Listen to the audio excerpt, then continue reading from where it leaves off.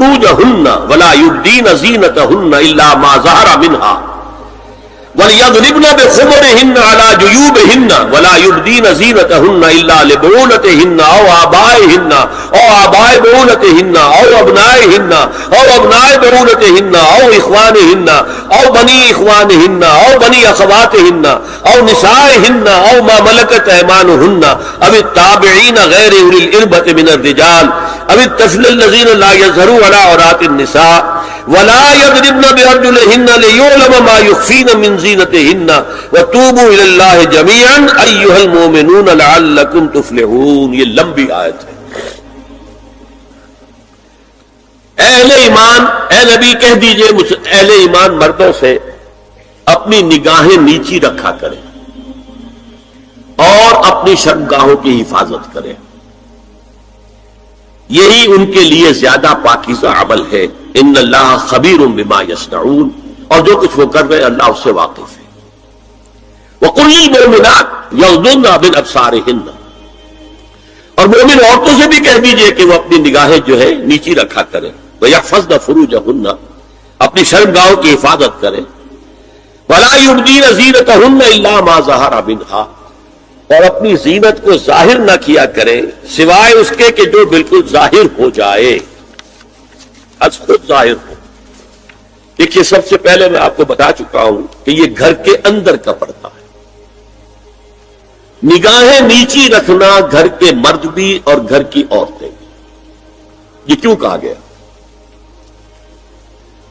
آج آپ کے علم میں نہیں ہوگا انسیسٹ کس قدر تیزی سے پھیل رہا ہے مغرب کے اندر.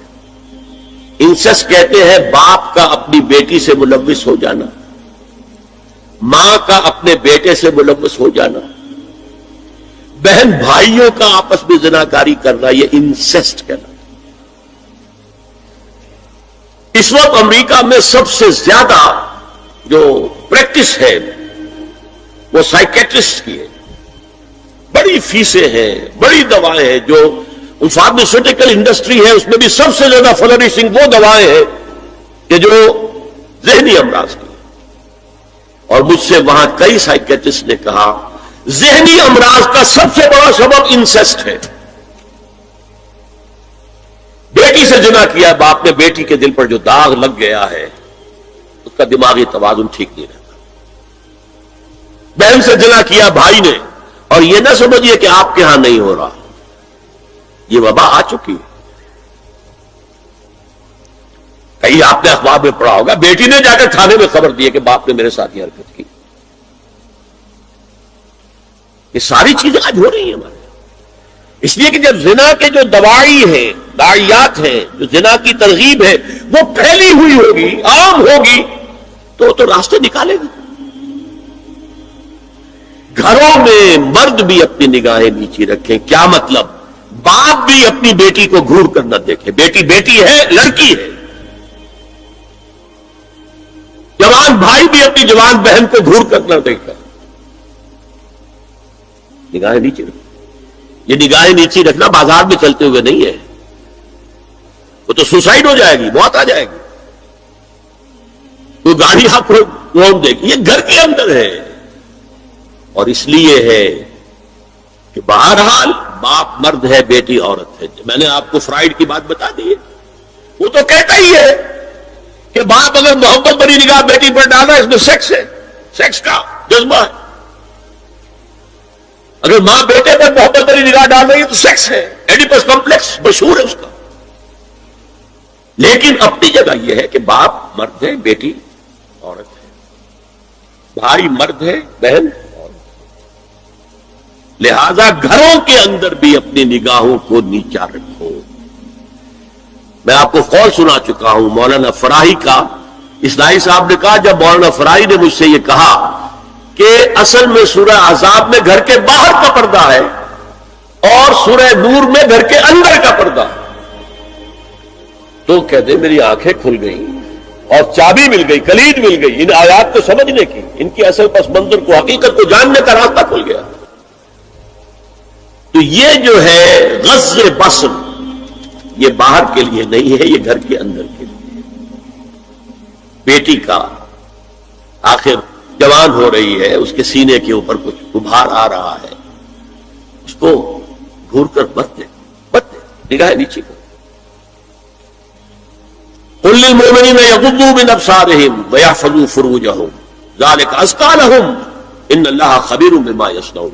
نوٹ کر لیجئے کہ یہ کہاں ہو رہا ہے؟ گھر میں داخلے کے بعد. گھر میں داخلہ اجازت سے، اور داخلہ ہوگا صرف محرموں کا. گھر کے اندر جو ہے وہ نامحرم تو نہیں آئے گا. یہ میں آگے بیان کر رہا ہوں. وَقُلْ لِلْمُؤْمِنَاتِ يَغْضُضْنَ مِنْ أَبْصَارِهِنَّ وَيَحْفَظْنَ مِنْ فُرُوجِهِنَّ، اور کہہ دیجئے مومن عورتوں سے بھی کہ وہ بھی اپنی نگاہیں جھکا کر رکھیں اور اپنی شرمگاہوں کی حفاظت کریں. وَلَا يُبْدِينَ زِينَتَهُنَّ إِلَّا مَا ظَهَرَ مِنْهَا. اس ٹکڑے پر بڑا قیل و قال ہے جدید مفکرین اور جدید دانشوروں نے کہ وہ اپنی زینت ظاہر نہ کرے سوائے اس کے جو خود ظاہر ہو جائے. وہ کہتے ہیں اس میں چہرہ بھی شامل ہے، اور جب چہرہ شامل ہے تو اس کا مطلب چہرے کا پردہ نہیں ہے. لا حول ولا قوت الا باللہ. آپ کو بہت سے حضرات نے وہ پڑھی ہوگی بحث جو جنگ میں ہو گئی تھی. ایک صاحب وہ انسٹیٹیوٹ آف پالیسی اسٹڈیز اس کے اسکالر ہے، ریسرچ اسکالر، انہوں نے لکھ دیا الا ما ظہر منہا میں چہرہ ظاہر ہے، شامل ہے، لہذا پردہ نہیں ہے. اور ارشاد احمد حقانی صاحب نے بھی زوردار اس کے اوپر جو ہے وہ تائید لکھ دی، اور گویا کہ کہا کہ اب تو مسئلہ ہی طے ہو گیا. جب ایک ریسرچ اسکالر کہہ رہا ہے تو یہ مولوی ملاٹے جو کہتے پڑھتے ہیں کہ یہ عورت کا جو چہرے کا پردہ ہے، تو بات ختم ہو گئی. The matter is clicked. میں نے صرف ایک جواب دیا کہ اس شخص نے جو بڑا ریسرچ اسکالر تھا، پہلے یہ لکھا ہے کہ سورہ نور کی ان آیات میں صبر کے احکام آ رہے ہیں، تو پھر یہ پردے کا شعر کا معاملہ کیا ہو؟ سطر میں تو پردہ چہرہ شامل نہیں ہے. محرموں سے پردہ کیا ہے؟ محرموں سے اس کا نام سطر ہے. عورت کا پورا جسم سطر ہے سوائے چہرے کی ٹکیا اور یہ ہاتھ اور یہ پاؤں، بس. کیا مطلب ہے؟ بھائی بھی نہیں دیکھ سکتا بہن کے جسم کا کوئی اور حصہ، باپ بھی نہیں دیکھ سکتا بیٹی کے جسم کا کوئی حصہ. یہ سطر ہے. سطر محرموں سے پردہ ہے. اس سے آگے صرف شوہر یا حسب ضرورت طبیب، سرجن، بس. یہ محرموں کا پردہ. گھر میں عورت رہے گی تو سطر کے ساتھ رہے گی. محرم آئیں گے، چچا اس کا محرم ہے آئے گا، لیکن وہ بھی تو مرد ہے نا، چہرہ تو نہیں ڈھانپے گی.